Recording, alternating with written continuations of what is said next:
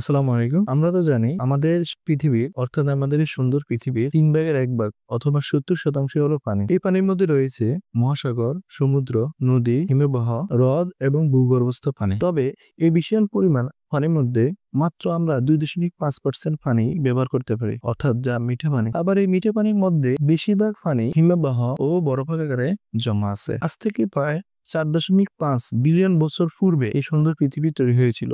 কিন্তু তখন ছিল পৃথিবীটা উত্তপ্ত গলিত আগুনের গোলা, অর্থাৎ তখন পানি ছিল না। তাহলে প্রশ্ন আমাদের, পানি আসলো কোথা থেকে? এই পৃথিবীতে পানি আসার দুটি কারণ ব্যাখ্যা করেছেন। প্রথমত কারণটি হলো ভূপৃষ্ঠের ভেতর থেকে। পৃথিবী যখন তৈরি হচ্ছিল তখন পৃথিবীর ভেতরের আগ্নেয়গিরি ও গ্যাস থেকে যে জলীয় বাষ্প তৈরি হয়, আর এই বাষ্প ঠান্ডা হয়ে পরবর্তীতে বরফে পরিণত হয়। আর এই বরফ পরবর্তীতে বৃষ্টি হয়ে হাজার হাজার বছর ধরে পড়ে গিয়ে এই মহাসাগর, হ্রদ, সমুদ্র তৈরি হয়। আবার অনেকেই মনে করেন বিশ্বের বাইরে থেকে আসা ধূমকেতু ও উল্কাপিণ্ডে প্রচুর পরিমাণে বরফ ছিল, আর এই বরফ পৃথিবীতে এসে পরবর্তীতে পানিতে পরিণত হয়, মহাসাগর, হ্রদ, সমুদ্র, নদী, নালা, খাল, বিল তৈরি হয়। ইনশাআল্লাহ আমরা বাকিটুকু পরবর্তী পর্বে আলোচনা করব, এবং ভিডিওটি আপনার প্রয়োজন মনে হলে অন্যকে শেয়ার করতে পারেন, অথবা আপনি আপনার টাইমলাইনে রেখে দিতে পারেন।